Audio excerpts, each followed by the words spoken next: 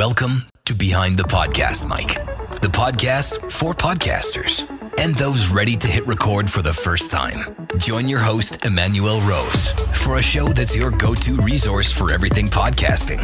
In each episode, we'll pull back the curtain on what makes podcasting such a powerful tool for connection, authority, and growth. Whether you're just starting out or looking to sharpen your skills, this show will guide you through the art and strategy of building a podcast that stands out. We'll dive into solo insights, guest interviews, and real-world best practices, all designed to help you master the mic. Behind the Mic is sponsored by Fluent Frame, a creative partner that transforms your ideas into polished episodes and lasting digital assets. So tune in and learn how podcasting can grow your audience, expand your network, and position you as a thought leader in your field. Let's step behind the mic. Welcome to this episode of Behind the Podcast Mic. I'm in the mobile studios, the Silver Bullet, coming to you from Saskatchewan, the plains of Saskatchewan. And got an opportunity today to speak with somebody who has over 500 pods under his belt. And Rick is going to join us, and his bio is fascinating. He is an award-winning podcaster, a boomerpreneur. He's voice talent, an author, photographer, adventurer, speaker, and consultant. And he is committed to one thing, and that is my success. Rick Saez, thanks so much for joining me today and talking about podcasting. Thank you. Thanks for having me. This is going to be fun. I'll try to help you be more successful. I appreciate it.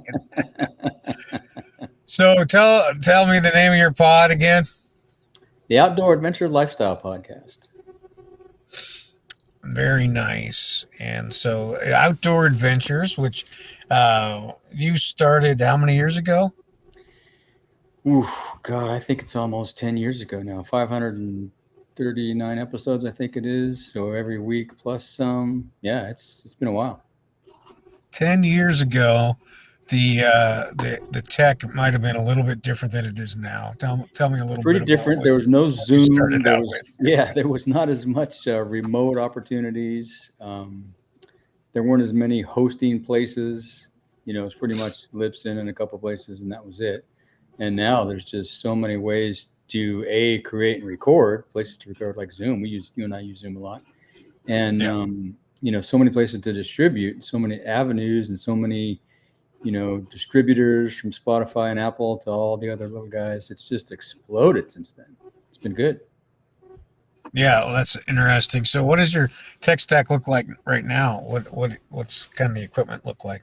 Well, my tech stack in the studio, so to speak, I'm pretty much recording from a dining room table, which I don't have a studio. I found that I use ATR 2100 mics, and you can pretty much record anywhere with those, and you don't get a lot of bouncing noise and things like that. They're dynamic mic, and I love that because I can take them on the road and then record on the road as well.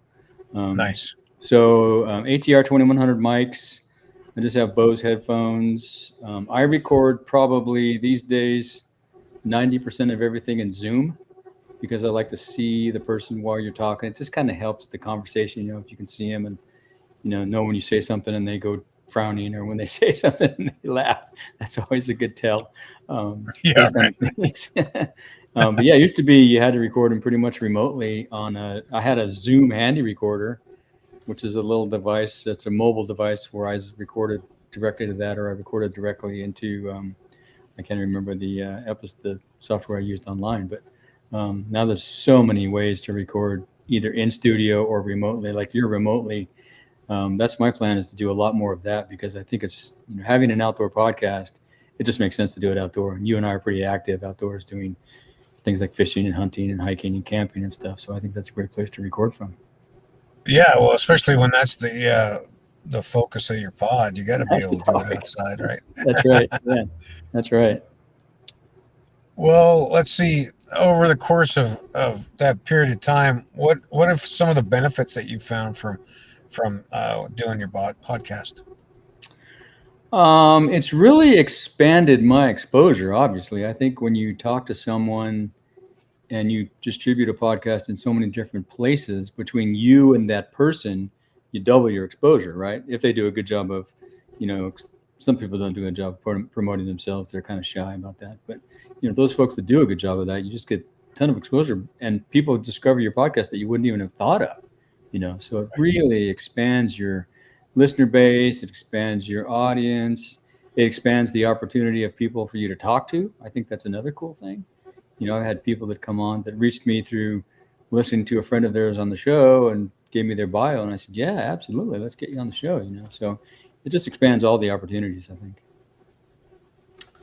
Yeah, I think that's true. And it gives you also just this permanent kind of content stream to be able to put out on the social platform, right? That's right. Yeah. Social media and pods, right? I mean, you think doing a weekly pod is no big deal, but it's sometimes you probably found the same thing where I'm scrambling to get a guest to record a few days before I go live every Tuesday. So a few days before that. So I have time to publish and produce and all those things. So when you have just a number of people to talk to, those guests can come from anywhere. Yeah. Talk a little bit about that cadence that you keep in terms of publishing weekly and how you choose client or guests and what the workload is like to make that happen.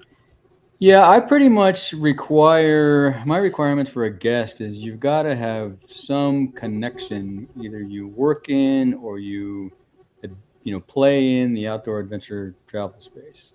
If you're not connected to one of those two in some way, I'm probably going to pass on you as a guest. And I've had a lot of people reach out to me and I'll say, no, I'm not, granted you're this little one tiny corner of adventure travel, but there's like you and 10 other people. So, Right. Too small.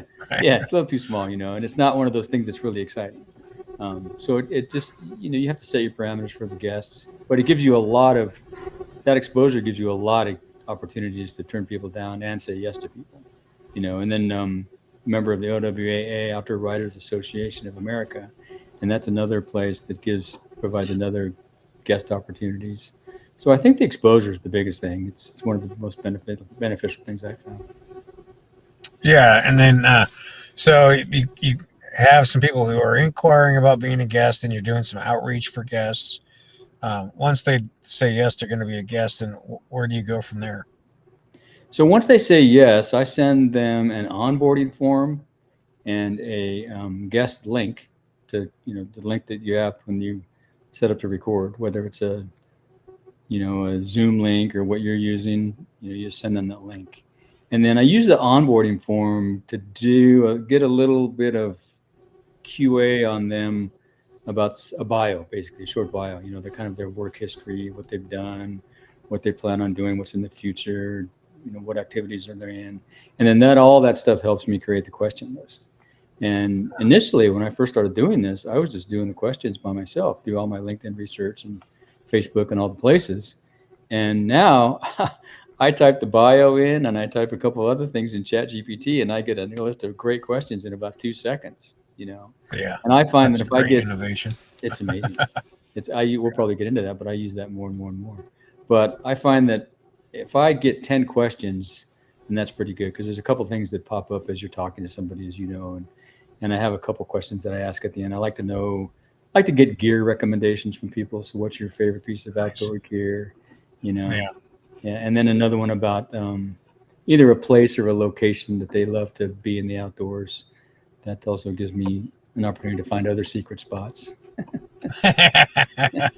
Yeah, I like that. Everybody's got their secret spot. I know. You'll never get mine out of me. Oh, Even a man. whole bottle of whiskey.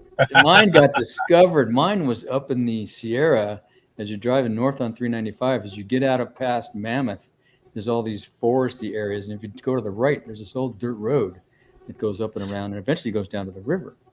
And I've been going there with a buddy of mine was going there. I was hanging out with this guy who was, he was probably 20 years my senior, maybe even 30. Really cool old guy. He knew a buddy of mine from Bishop, and he turned me on to that spot. And we called it Campsite A because you could always count on going there and have the place to yourself. And then about, 5 years ago, I went up there on a holiday weekend, and it was like the mobile home jamboree. It was packed, people everywhere Oh that had been man. discovered. And now every time I go Yeah. there, there's somebody there. So, you got to keep your secret spot secret. Don't tell All anybody. it takes is one person to hotspot it, right? That's right. And That's put it on right. Facebook. Yep. I've been known to pull debris down and block off Yeah, I roads, have too. Yeah, like that's what we tire did too. tracks. Yeah. We blocked the tire tracks. We put the big logs over the road. Yeah, All that because stuff. Yeah. there's some spots that should not have a lot of traffic on them. Yeah, that's But right. we digress. Um, let's talk a little bit about when after you do a show, it's a good show, and then what kind of promotion do you do to get people to listen? Do you do a live show, and then do you have a promotion afterwards? Yeah, I don't do it live. I do it recorded. And then I had a social media person who just left to go teach English in South Korea. So now I'm doing all that by myself. She Yeah. was the daughter of a buddy of mine that's way into Overland. She was great. She was fantastic. She would do all the Facebook, LinkedIn, Instagram, all that stuff. But I really would just put it out on all my feeds. I have also, in addition to having an Instagram feed for Rick Saez, I have an outdoor adventure lifestyle podcast, Instagram and Facebook and all that. So I just put it out on those. Push it up on Libsyn. My host is Libsyn. So when you put it on Libsyn, you get a wide distribution there. So yeah, and obviously the more you do it, the more episodes you have, and the more people, discover you and find you, the more it grows. Then I also send the guest a list of links and things that they can use to share it as well. So there's some episode links. There's some links to my obviously social media. There's some quotes and quips and things that they can use if they like. So yeah. Nice. And how many AI tools, or how much is AI playing a part in what you're doing pre and post production now? Yeah, more and more, obviously. I think the main one I'm using right now is ChatGPT. I use that just to create the questions and, do a lot of research on the topics and things, on the guests and whatnot. I'm trying to think of what other AI tools I use. I don't think I use any on the production side. I pretty much use Descript or something like that for use your a script. shows? Yeah, that's probably an AI tool considered. Yeah. Use the Yeah. script. Use Adobe Audition. I record, like I say, on Zoom, and then I upload that into Audition, and I add all my, bumpers and music and all that stuff. Edit it in Adobe Audition. Create a WAV file and upload that to all the places. When I put it on Libsyn pushes it to a bunch of places. And then, so I only physically have to put it a couple of places, which makes it pretty easy. Yeah, once you have that RSS feed set up, right, Yeah. you're able to just copy and paste. Yeah. Yeah. And I have my own website, ricksaez.com. I put every episode in ricksaez.com too. Nice. Yeah. Yeah. What do you think makes a good guest? What do you like to see from a professional podcast guest? I think a good guest needs to be pretty engaging. I think if you have a guest who kind of sits back and is very thoughtful when they're going to answer, well, that question, let me see, they're going to, give it the old college think. And it's like, hey, come on, you just got to answer the question, So I think it's very engaging, very responsive. They're not taking too much time. They're not too slow. And then also you want to make sure, I've had a couple times where I thought somebody was more on their game and more experienced in their topic than they were. And that became a bit of a challenge. So you want to do a little research, even though they send you a bio and stuff, I do more research too than just that to find out, where, if they've been published, where they've been on other shows, those kind of things. Because I've had a couple times when, you just had to wring it out of them, and that's hard. It's really tough. Now, do you do a pre-show interview, or do you don't. just go straight into episode? I just do the onboarding thing and my research. Yeah. Yeah, gotcha. Yeah, that's how I weed out some of those folks, is in that pre-interview, That's just smart, to make yeah. sure, they can show up on time and follow through. I just got stiffed twice. That's no good. No bueno. Yeah. No bueno. Yeah. Yeah. So let's talk a little bit about how, or if you've been able to monetize your pod, and what that looks like for you at this point. Yeah, I've been able to monetize it a little bit, but not consistently. I haven't been able to generate the sponsorship type monetization, right? Not the consistent regular, Coors is a sponsor, Budweiser is a sponsor of the show, Right. whatever, that kind of thing. Haven't had that. But I've done pretty good at creating other types of episodes than I can get people to pay for, like custom episodes, like branded episodes, like guys, there's another term for it. I'm drawing a blank on it, but there's just these custom things where somebody wants to come on and they want to they want to talk about their own thing, right? And I'm like, okay, well, do you want to talk about it like you're the interviewer, or do you want to talk about it just me asking questions? And it goes both ways. Sometimes it's a total custom, and I just turn over the mic to them, and I'm just there to kind of keep the ball rolling. And then there's other ones where I create the list of topics because they want to talk about their business or their new initiative that they're doing, or some coming up. They're going to do a new launch of something, new product launch or something. We'll do it that way, where they'll kind of I work with them on the questions, and then we create questions that they're ready for and want. Yeah. And and I can charge people to do that. So that's my biggest monetization piece. I like that. Yeah, it's kind of You can charge one-off more for that than you episodes. can in sponsorship sometimes, Interesting. because it's creative, custom product, right? It takes time to put that all together and do research and things like that. Sure. Yeah. But sometimes the sponsorship thing, sorry, if you don't have a number of the downloads, then your sponsorship dollars shrink. If you don't have 10,000 downloads or 20,000 downloads, like Tim Ferriss, you get $2 an episode. Well, that's not going to buy me a beer. I don't want to do that. What other KPIs do you use to just see how your show's performing for your own edification? It's listeners, and it's the broad range of listeners, right? If it's just listeners on Spotify, say Spotify went off the charts and had 500 listeners, but Apple only had 40, then I know that there was something went wrong. Either we didn't promote it properly, it didn't get exposure on Apple, whatever, So you want to look at the broad distribution of listenership through all the places that you publish to. And the good news is, by publishing through Libsyn, I can see all those numbers from Libsyn. I can see Spotify, Apple, all the other, eccentric ones that are out there that I don't even know the names of, some of them, because there's a lot of places to listen these days. Yeah. And I'm not on Libsyn. I got to look that one up. So it's a podcast syndication company. Yeah. Mm-hmm, yeah. They kind of, I don't know if they actually created podcasts, but they have been around since podcasts started. So they saw that opportunity and jumped in and, put up the distribution model, and they have a really good podcast themselves. Sorry, Rob, I'm drawing a blank on it. He's going to kill me when he listens to this, if he listens to this. It's called The Feed. Their podcast is called The Feed. And it's about podcasting, the business of podcasting. So that's a really good one for podcasters to listen to, because they talk about all the distribution points and all the, legal things that are going on right now that you got to do and not do and all this stuff. So they do a good job. Nice. I'll have to check it out. It's $20 a month. Not too bad. Well, I probably am doing, probably have 40 shows a month. So I'll probably be on a different tier. Maybe so, yeah. Probably. That's cool. It's good. I need the help, obviously with syndication, but also just with the tracking, like you're talking about. Yeah. Are you on Substack? I don't know. I just put mine on Substack last week because I was doing my newsletter on Substack, and a buddy of mine mentioned the podcast thing, so I threw it up there, and it seemed to give me another little bump. So. All right, cool. I'll have to check that out too. That's great. Well, what's next? What's new on the horizon for you and your podcast, Rick?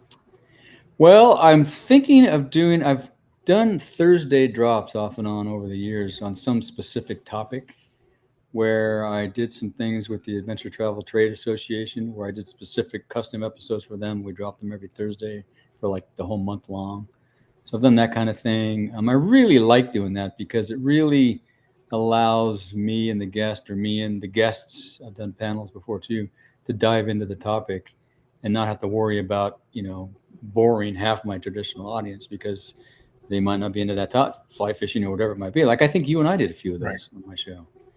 Yeah, we bored the hell out of your audience. Well, I don't mean we bored the hell out of them, but we did custom episodes. We did.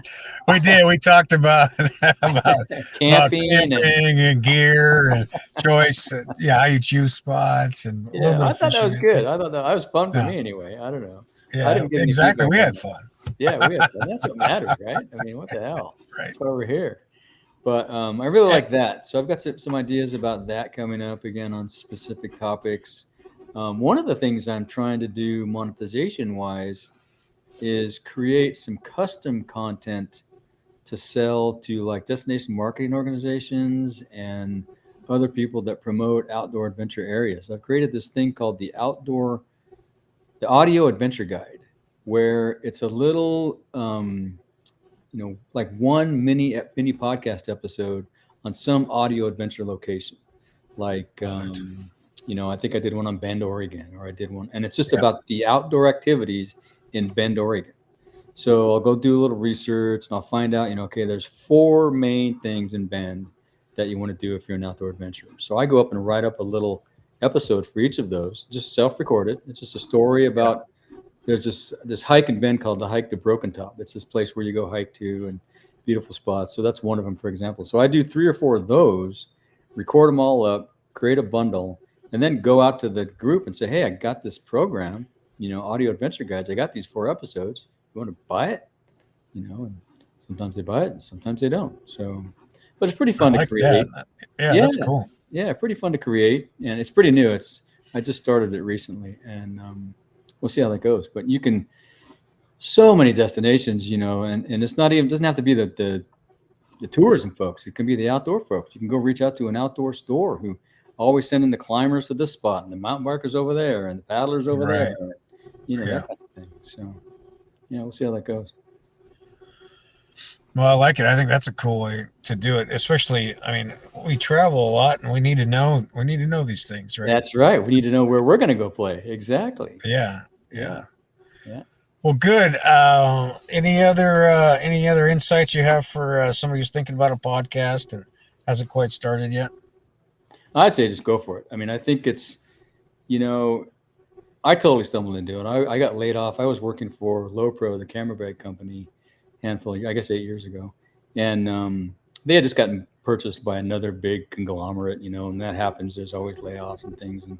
And the day after it happened, we saw the suits walking around and everything got hushed and everybody knew what was coming. And sure enough, I got caught up in the layoffs. And since we knew the sale was happening, a lot of us were sending our resumes around. I wasn't getting action. And so when the layoff happened, no resume response. I thought, and I was north of, just past 50 years old. And I thought, man, maybe I've aged out in the outdoor industry, right? Maybe I got to go find something else to do. And was listening to Tim Ferriss and Pat Flynn and all those guys. I had a 1 hour one-way commute to work every day. So listening to a lot of podcasts, and was listening to Tim Ferriss on the way home one day and thought, I can do a podcast and do just what Tim Ferriss does, but talk to all my friends in the outdoor industry. So did a little research, found out I had all the equipment from some of my photography days stuff, and found Libsyn and did a couple things and realized how good it was and got great feedback on my voice. And I thought, okay, well, let's do it. So I suggest you record 5 episodes before you launch, so you have some content for people to follow up with. Because if you just launch with 1 and they loved it and they're not going to hear from you again in a week, that whole week is an opportunity for them to find other podcasts. So if you've got 10 episodes, maybe a little less than that, but if you got some content for them to follow up with, then they'll stick with you. And then, figure out what your cadence is. Once a week is plenty. Don't feel like you have to do a million. Keep it simple at first. Keep your equipment simple at first. Like I say, I use Zoom to record these days. I edit everything in Adobe Audition. I can put the bumpers and all that stuff in Adobe Audition. Many ways to do that, and many places to find out how to do that these days. There's so many podcast tutorials out there. There's no shortage. So, do a little research. Come up with a topic that's pretty narrow in niche, so that you're not roaming all over the place. You want to go, deep and long instead of short and broad, because you have a lasting show if you do it that way. It'll always be something to talk about. And go for it. Have any questions? Reach out to me. I'm happy to help. Sure, Emanuel's happy to help. I've got a tutorial piece I can send you. Yeah, do it. Don't wait. Yeah, I love it. That's how I feel too. It'll change your business, probably change your life by having a podcast. Yeah. So, well, and you never know. Like this whole audio adventure guide thing came out of my podcast. I don't know how I would have done that, but it just, and that was a suggestion from ChatGPT, by the way. So don't be afraid to use AI either. Yeah, that's also one of the secrets, isn't it? Yep. Yeah. Well, it's good talk, Rick. Thank you so much for spending some time talking about podcasting, and I hope that audio adventure series gets some traction for you, because it's a Awesome. great idea. Thanks, Emmanuel. Yeah, good to talk to you. Yep. Okay. Have fun out there. See you again soon. I will. Thanks. Bye.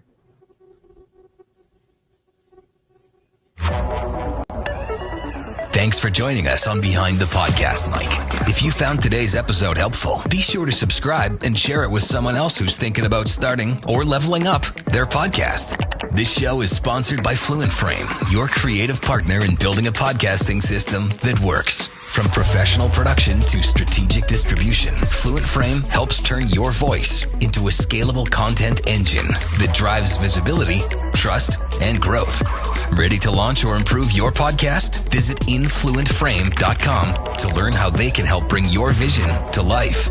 Until next time, keep creating, keep connecting, and keep stepping up to the mic.